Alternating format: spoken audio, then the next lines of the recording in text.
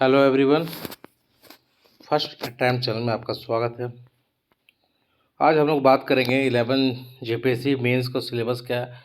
इसको बहुत बेहतर तरीके से समझेंगे, कितने सवाल आते हैं, कितने मार्क्स के होते हैं, बहुत सब पहलुओं पर बात करेंगे।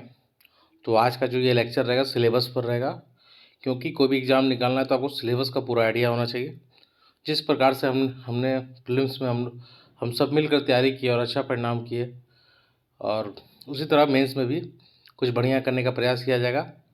तो उसमें सबसे बड़ा और सबसे पहला जो कदम है वो सिलेबस को समझना है। तो क्योंकि कोई भी एग्ज़ाम निकालने के लिए सिलेबस का पूरा आइडिया होना चाहिए आपको। ऐसा नहीं होना चाहिए कि आपने पढ़ाई शुरू कर दिया और आपने सिलेबस ही नहीं देखा है। तो आज हम लोग यही शुरुआत कर रहे हैं कि मेंस के लिए शुरुआत है। और जो भी चैनल में नए हैं सब्सक्राइब कीजिए, और मेरे टेलीग्राम चैनल का लिंक नीचे दिया हुआ है, ज्वाइन कर सकते हैं, क्योंकि मेंस के लिए बहुत कुछ करने वाले हैं और सब कुछ बिल्कुल फ्री रहेगा। अगर आप कोई कोचिंग ज्वाइन करना चाह रहे हैं 20,000 30,000 दे के, तो थोड़ा सा रुक जाइए, क्योंकि कुछ मटेरियल अगर आप ले सकते हैं जो कहीं भी मिल जाएगा, उसको लेके सेल्फ स्टडी आपको करना चाहिए। मेरे ख्याल से सबसे बेटर ऑप्शन है, क्योंकि समय कम मिलने वाला है मेंस में। तो ऐसे में कोचिंग में 8 घंटा 10 घंटा बर्बाद करने से अच्छा है कि आप खुद पढ़ें। और मैंने 2 बार इंटरव्यू दिया हूँ 6 और 7 जेपीएससी में, तो उसी के आधार पर मैं बात करूंगा आपसे कि क्या ज़रूरत है इस एग्ज़ाम को निकालने के लिए।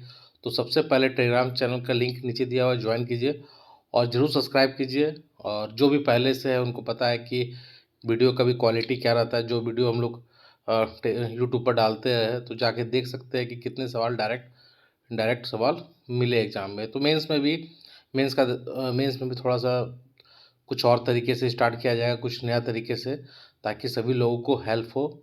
और जो भी जेन्युइन कैंडिडेट हो उनको हेल्प होना भी चाहिए। तो जितना हो सके उतना ज़रूर मैं ट्राई करूँगा, कोशिश करूँगा। तो इसलिए टेलीग्राम चैनल से ज़रूर जुड़ जाइए। और जो भी है आपके जान पहचान में जिनका प्रीलिम्स हो रहा है, जिनका नहीं भी हो रहा है और आगे चलकर भी प्लान किए कि सिविल सर्विस देना है, जेपीएससी बीपीएससी देना है, तो आंसर राइटिंग सबसे बड़ा स्किल होता है। हम लोग आगे आगे 1-2 दिन में एक वीडियो भी आएगा कि आंसर राइटिंग कैसे करना है ना। और टू द पॉइंट रहेगा, जो आपकी सही में ज़रूरत है आंसर राइटिंग के लिए। और मेंस का पूरा रणनीति का भी एक वीडियो आएगा कि किस प्रकार से मेंस की तैयारी कर रही है। ये जो रहेगा आज फोकस रहेगा मेनली सिलेबस को समझना बहुत ज़रूरी है। बहुत स्टूडेंट ऐसे भी है जिन्होंने प्रीलिम्स में अच्छा स्कोर किया है, लेकिन मेंस का कोई आइडिया नहीं है। तो कोई बात नहीं है, किया जाएगा। इस बार भी निकाला जाएगा। तो उसी कड़ी में सबसे पहला पहलू है कि आप मेंस के जो सिलेबस को समझने का प्रयास करते हैं। चलिए और देखते हैं। तो देखिए, पहला है इतिहास भूगोल पेपर 3। यहाँ से आपके जीएस शुरू होता है। टोटल मैं बता देना चाहता हूँ कि 950 मार्क्स का आपका एग्ज़ाम होता है, जिसमें मतलब कि रिजल्ट बनता है। ठीक है, 800 नंबर के जीएस होते हैं, हर पेपर 200 नंबर के होते हैं। तो 200 इंटू 4 800, और 150 का एक लिटरेचर मान लीजिए, चाहे आप रीजनल रख लें या फिर हिंदी लिटरेचर या फिर इंग्लिश लिटरेचर आप इसमें रख सकते हैं। ठीक है, ये सबका अपना अपना चॉइस होता है, जिन्हें जो पसंद वो रख सकते हैं। ठीक है, तो चलिए हम लोग सिलेबस को समझते हैं। इतिहास और भूगोल है, आपके 40 मार्क्स के सवाल आएंगे यहाँ पे। ठीक है, और एक बात बता देना चाहता हूँ कि जो टोटल आपके 800 नंबर हुए, इसमें 160 नंबर मतलब 80 ऑब्जेक्टिव रहेंगे। तो ऑब्जेक्टिव का भी बहुत बड़ा रोल है मेंस निकालने में। यहाँ आपको डायरेक्ट नंबर आए, यहाँ नंबर नहीं कटता है। तो 80 दुना मतलब कि हर 4 पेपर है, हर पेपर में 20 सवाल ऑब्जेक्टिव रहेंगे, और जो 2-2 नंबर के होंगे। मतलब हर पेपर पर 40 नंबर का ऑब्जेक्टिव रहेंगे। 160 का थ्योरी आपका मान के चलिए, और 40 का ऑब्जेक्टिव। तो ऐसे रेशियो में बटा रहता है। तो 4 पेपर में 160 का ऑब्जेक्टिव। हम लोग एक वीडियो इसी पर बनाएंगे कि ऑब्जेक्टिव को कैसे करना है, क्योंकि मैंने 2 बार दिया हो तो मुझे बहुत अनुभव है कि इसका बहुत बड़ा रोल होता है। काफ़ी स्टूडेंट क्या करते हैं कि जो पढ़ के गए उतना में बना तो बना, लेकिन मुझे लगता है कि थोड़ा सा इसका भी रणनीति अलग होना चाहिए, क्योंकि यहाँ नंबर आपके डायरेक्ट आएंगे और नंबर नहीं कटने वाला। जहाँ थ्योरी आप लिखिए तो नंबर 60% 70% बहुत अच्छा लिखे तो जाएगा, 50% इसी रेंज में रहेगा। लेकिन अगर 160 में आपने 80 सवाल में मान लीजिए ऑब्जेक्टिव 65 60-70 के आसपास सही कर दिया तो वो आपके पूरा नंबर है, वो नंबर नहीं कटने वाला है। तो यही सब मैं बात करूँगा कि कैसे सिलेक्शन लेना है, कैसे मेंस क्वालीफाई करना है, और वही टू द पॉइंट बात करूँगा जिससे मेरा भी निकला है।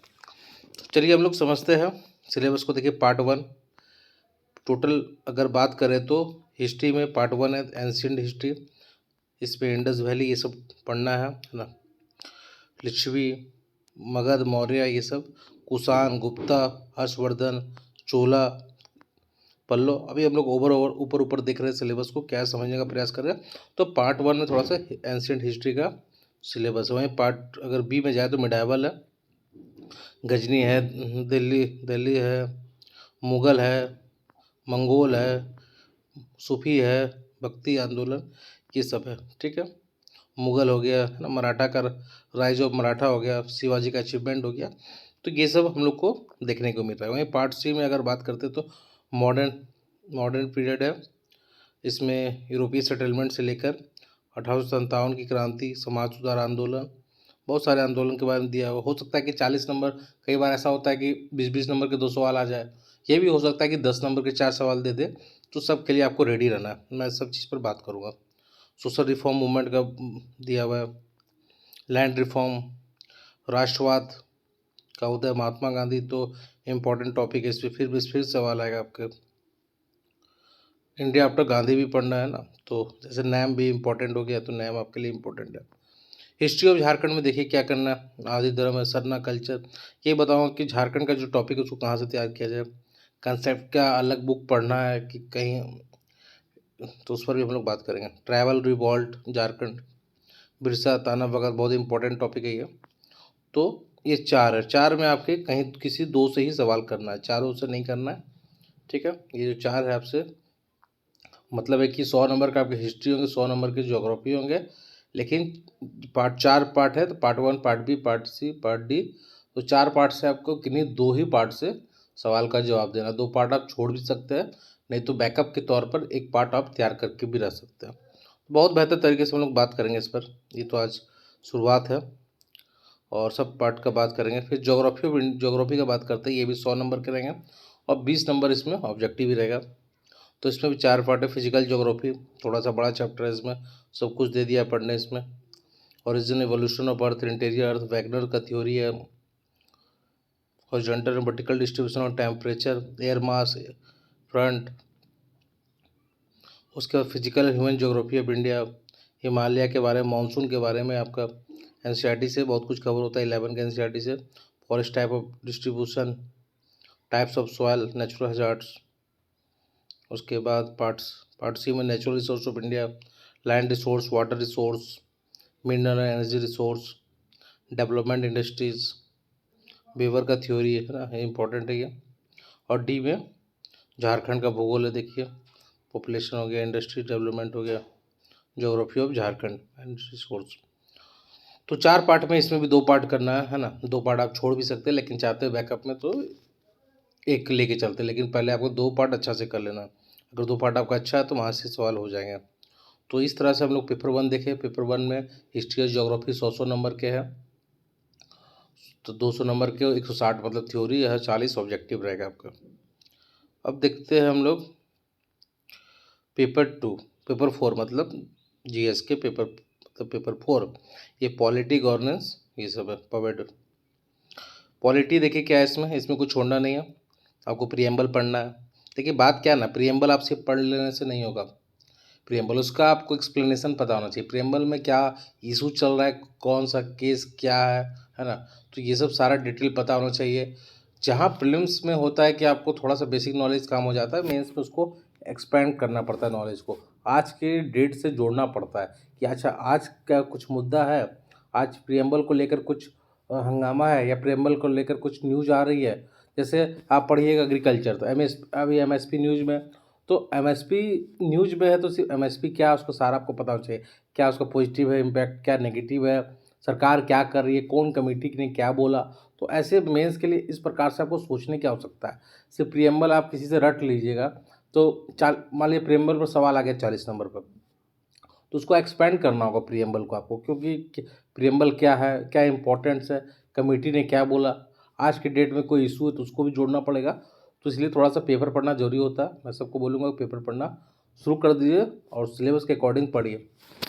चलिए, साइलेंट फीचर ऑफ हम लोग बात करते रहेंगे बीच बीच में मेंस का, दिमाग खोलने के लिए कि कैसे सोचना आप कैसे है। Silent feature of Indian constitution, PIL concept क्या है, basic structure, fundamental right and duties पर सवाल भी आया था पिछले बार कि तो ये पिछले यार या 6 या 7 में आया था, कहीं पे तो आया था। तो ये सोचना होगा कि फंडामेंटल राइट क्या, ड्यूटीज़ लोग राइट में ज़्यादा फोकस करते हैं, ड्यूटीज़ अपना निभाना छोड़ देते हैं। तो बैलेंस होना चाहिए दोनों के बीच, कौन कमेटी ने क्या बोला, है ना। क्योंकि अगर सब लोग अपना ड्यूटीज़ निभाएंगे तो फिर कोई प्रकार का इशू ही नहीं होगा। तो ड्यूटीज़ का भी इतना इम्पोर्टेंस देना चाहिए, इसलिए ड्यूटीज़ को भी जोड़ा गया हमारे संविधान में। तो इस प्रकार से आपको सोचने की आवश्यकता है ना। क्यों राइट राइट का तो लोग हर बार हमेशा अधिकार की मांग करते हैं, लेकिन कर्तव्य को जब कर्तव्य की बारी आती है उसको पूरा करने के लिए लोग भूल जाते हैं अपने कर्तव्य। तो थोड़ा सा सोचने का तरीका बदलने की आवश्यकता है। मेंस में लिखने, इसलिए थोड़ा सा पेपर पढ़ने की आपको आदत मेरे ख्याल से डालना चाहिए। अभी भी समय है, पेपर पढ़ना शुरू कर दीजिए और अपने सिलेबस के अकॉर्डिंग पढ़िए। DPSP है ना, DPSP कल्याणकारी राज्य की कंसेप्ट है ये, और शुरुआत में इसको मतलब बाइंडिंग नहीं किया गया था क्योंकि लोग सरकार के पास संसाधन नहीं थे। लेकिन जैसे जैसे राज्यों के पास अगर संसाधन आता है तो इसको फॉलो किया जाता है। जैसे आज बात चल रहा है यूनिफॉर्म सिविल कोड का बात कर रहा है, तो इस प्रकार से क्यों होता है, ये DPSP का पार्ट है, आर्टिकल 44 का पार्ट है। तो आपको सोचने का तरीका, नज़रिया बदलना पड़ेगा थोड़ा सा। अब समय आ गया है कि मेंस अगर निकालना है तो मैं बताऊंगा बहुत प्रैक्टिकल बताऊंगा, और थोड़ा से हाई लेवल स्टैंडर्ड को आपको सोचना पड़ेगा। वो रटा हुआ पैराग्राफ का काम नहीं चलेगा, आपको अपना सोच बदलने की आवश्यकता है। अगर आर्टिकल 44 न्यूज में है तो आपकी जिम्मेवारी बनती है कि उस पर थोड़ा सा आप तैयार कर लें नोट्स, क्योंकि वो DPSP का ही पार्ट है। तो ऐसे मत सोचिए कि सिलेबस में नहीं पढ़ना है, वो पूछेगा आपसे आर्टिकल 44 में, और वो सिलेबस ही मत सोचिए सिलेबस के बाहर में, वो इसी के अंदर का ही पार्ट है। तो ऐसे आपको नज़रिया अपना बदलने की अब आवश्यकता है। और मेंस के लिए सबसे बड़ा चीज़ है कि आप सोच कैसे रहे हैं, उस पर आपका डिपेंड करेगा कि मेंस होगा या नहीं होगा। और मैं यही काम करने वाला हूँ आप लोगों के साथ कि मैं आपको सोचने का तरीका बतलाऊँगा, लेकिन चलना तो आप ही को पड़ेगा, उस पर सोचना तो आपको पड़ेगा। ठीक है। Power and function of president, कई बार रबर स्टैम्प का दिया जाता है, तो ये सही है गलत है, क्या आपके पास क्या तर्क है इसको काटने के लिए। तो बहुत सारे ऐसे राष्ट्रपति हुए जो इस पर मतलब काट चुके हैं। जैसे अब्दुल कलाम जैसे राष्ट्रपति हुए हैं, उन्होंने, बहुत सारे और भी है जो एग्जांपल ले सकते हैं हम लोग। लेकिन कहने का मतलब है कि आपको थोड़ा सा आप चेंज करना होगा अपना सोचने का तरीका, और जो नोट्स से बाहर निकलना पड़ेगा। ठीक है। प्राइम मिनिस्टर, उसके लोकसभा राज्यसभा, अभी चुनाव है तो चुनाव आयोग भी इम्पोर्टेंट हो गया। Supreme court roles, judicial activism, काफ़ी इंपॉर्टेंट है ये टॉपिक, फिर से सवाल इस पर आएंगे। Power and function of governor हमेशा विवाद में आते हैं। जब भी सरकार बदलती है, कहा जाता है कि सरकार बदलती है केंद्र में तो राज्यपाल भी बदल जाते हैं। तो कौन ने कमेटी क्या बोला, क्या अनुशंसा है किस कमेटी का, ये सब पता होना चाहिए। क्या ये बात सही है, सही ऐसा होता है, कुछ एग्जाम्पल से आपको प्रूव करना होगा, नहीं कर पॉजिटिव में बात करना होगा, कुछ नेगेटिव बात करना, मतलब दोनों पक्ष में बात करना होगा, पक्ष विपक्ष में कुछ पॉलिटी में आपको कुछ अनुशंसा दे बताना होगा, कुछ कमेटी की रिकमेंडेशन बताना होगा कि ऐसा बात ये है। इस प्रकार से सोचने की आवश्यकता है। ठीक है। पंचायत काफ़ी इंपॉर्टेंट टॉपिक है, सवाल भी आ चुके हैं इस पर। उसके बाद schedule area, schedule tribes area, CAG, election commission of India, very very important topic इस बार एग्जाम के लिए। मेरे ख्याल से सवाल भी शायद एक बार आ चुके हैं, पता नहीं, लेकिन ये इंपॉर्टेंट टॉपिक है। लोक प्रशासन एंड गुड गवर्नेंस, काफ़ी इंपॉर्टेंट, गुड गवर्नेंस पर आया है, सवाल बन चुका है। पब्लिक एड क्या है, मीनिंग क्या है, ये सब बात करेंगे हम लोग। State district administration, bureaucracy, disaster management, good governance. तो डिजास्टर मैनेजमेंट के लेटेस्ट क्या हो, इस टाइप से हुआ, आपदा कहाँ कहाँ है, कुछ आंकड़ा इकट्ठा कर लेना होगा, मैप तैयार करना होगा, है ना। तो NDMA की कुछ अनुशंसा रहती है सब में, तो वो थोड़ा सा याद रखना होगा आपको। बात करेंगे ह्यूमन राइट आपके लिए काफ़ी इंपॉर्टेंट टॉपिक है। अब अगला हम लोग चलते इकोनॉमिक्स काफ़ी बड़ा है, 200 सवाल के आएंगे सिर्फ इकोनॉमिक्स में। ये बेसिक हो गया, नेशनल इनकम हो गया, इन्फ्लेशन क्या है, डेमोग्राफिक फीचर, एग्रीकल्चर तो काफ़ी इंपॉर्टेंट टॉपिक है, सब कुछ आ जाएंगे। तो एग्रीकल्चर जैसे टॉपिक है, अगर न्यूज़ में कुछ भी मिलता है जैसे एमएसपी न्यूज़ में, तो थोड़ा सा तैयार हो जाइए। अब सिर्फ अपने नोट्स से थोड़ा सा बाहर निकल के पेपर पे ध्यान रखिए, अगर थोड़ा सा अच्छा लिखना चाहते हैं तो। एक आंसर राइटिंग पर हम बात करेंगे कि अगर आंसर लिखते हैं तो किन किन बातों को आपको ध्यान होना चाहिए। लेकिन आप लोग का अभी थोड़ा सा है कि इसको चैनल को आगे बढ़ाइए, जो जेन्युइन स्टूडेंट है वहाँ तक तो ज़रूर पहुँचाइए। जो 25-30 हज़ार देना नहीं दे पाते हैं, सक्षम नहीं है, और मुझे नहीं लगता है कि ज़रूरत भी है, इसलिए भी हाँ वहाँ तक पहुँचाइए ताकि उनको हेल्प हो सके। Industries, industrial economy, public finance, public expenditure, budget, ठीक है। सस्टेनेबल डेवलपमेंट, इस पे सवाल भी आ चुका है। काफ़ी अच्छा टॉपिक है ये, लिखने के लिए काफ़ी स्कोप है ये सब टॉपिक में, बस थोड़ा सा नज़रिया बड़ा होना चाहिए। SC ST डेवलपमेंट इशू है ना, poverty, government policy for food and nutrition security, economic reform, WTO हो गया, LPG हो गया, NABARD, RRB, banking reform, FDI FI क्या इशू है FDI में, सब कुछ समझेंगे। Positive impact, negative impact, globalisation of Indian economy सवाल भी आ चुका है। एग्रीकल्चर सेक्टर रिफॉर्म, तो काफ़ी बड़ा टॉपिक है, और लेकिन किया जाए। MSME काफ़ी इंपॉर्टेंट टॉपिक है। अभी हम लोग ऊपर ऊपर बात कर रहे हैं। इंडियन इकोनॉमी, ये हो गया आपका D, ठीक है, झारखंड की अर्थव्यवस्था के बारे में। यहाँ बजट सर्वे का मैं बता रहा हूँ, काफ़ी बड़ा रोल है, थोड़ा सा तैयार कर लेंगे बजट सर्वे हम लोग यहाँ हम लोग यहाँ पे नंबर उठाया जाएगा। झारखंड का कोई भी सेक्शन छोड़ना नहीं है, उस पर ही बात करेंगे किस पे ज़्यादा नंबर मिलता है, किस पे नहीं, ठीक है। 5 ईयर प्लान इन झारखंड क्या रहा है, अचीवमेंट क्या रहा, land forest and environmental issue क्या है झारखंड में, विस्थापन क्या है, सब समझेंगे हम लोग, कहाँ क्या लिखना है। उसके बाद साइंस टैग, फिजिकल साइंस में आपको भौतिक विज्ञान, थोड़ा सा बेसिक फिजिक्स के बारे में पढ़ना होगा आपको। यूनिट हो गया, डिफरेंशियल स्पीड, बेसिक टॉपिक है फिजिक्स का। सोलर सिस्टम हो गया, concept and nature of sound important topic है। Wavelength and frequency, infrasonic and ultrasonic sound. फिर ग्रुप बी में लाइफ साइंस के बारे में। सेल काफ़ी इंपॉर्टेंट टॉपिक, अभी तक सवाल नहीं आया सेल स्ट्रक्चर एंड फंक्शन पर। मुझे उम्मीद है कि इस बार हो सकता है सवाल इस पर आएगा। Cell reproduction, cell cycles, mitosis meiosis, ठीक है। Theory of evolution of life on earth, ये सब भी हम लोग देखेंगे। एग्रीकल्चर साइंस अच्छा टॉपिक है। Agro climatic zone of Jharkhand, rain fed agriculture, soil fertility of Jharkhand, concept agro forestry, 2 बार सवाल इस पर आ चुका है। गवर्नमेंट स्कीम, बहुत इंपॉर्टेंट टॉपिक गवर्नमेंट स्कीम। अभी प्रीलिम्स में इतना हम लोग स्कीम पढ़े हैं एग्रीकल्चर से रिलेटेड, तो सब यूज करेंगे हम लोग यहाँ पे। इन्वायरमेंटल साइंस अच्छा टॉपिक है पर्यावरण को समझने के लिए। इन-सिटू क्या है, एक्स-सिटू क्या है, कंसेप्ट इकोसिस्टम क्या है, एक्ट के बारे में है, ठीक है। उसके बाद साइंस एंड टेक्नोलॉजी है इसमें, अंतरिक्ष प्रौद्योगिकी के बारे में, नेशनल पॉलिसी ऑफ क्या है, साइंस एंड टेक्नोलॉजी, सारा पॉलिसी देखेंगे इसमें हम लोग, डिस्कस किया जाएगा।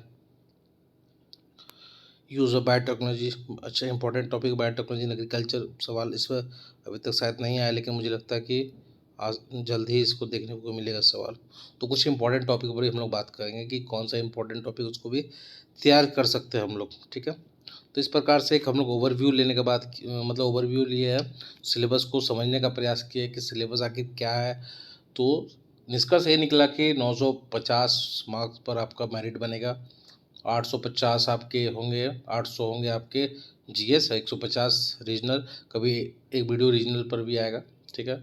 तो अभी मैं उसको सिर्फ बता दे रहा हूँ, 150 नंबर का आपका एक रीजनल पेपर रहेगा। तो 950, उसमें 160 ऑब्जेक्टिव रहेंगे मिला के, तो वो काफ़ी बड़ा रोल करेगा ऑब्जेक्टिव भी। तो बढ़िया से तैयारी करना है, और थोड़ा सा तरीका बदलना है पढ़ने के लिए। मैं बुक के बारे में भी सजेस्ट करूँगा, एक वीडियो बनाऊँगा बुक के बारे में, 1-2 दिन में सारा वीडियो आ जाएगा, 1-2 दिन के अंदर, और फिर उस पर तैयारी शुरुआत किया जाएगा। और तैयारी करते रहिए अपने स्तर से भी, और जहाँ तक हो सके मैं हेल्प करूँगा। बस चैनल को शेयर कीजिए, जो भी जेन्युइन स्टूडेंट है तैयारी करना चाहते हैं, बिल्कुल फ्री में जहाँ तक हो सके मैं हेल्प करूँगा। धन्यवाद।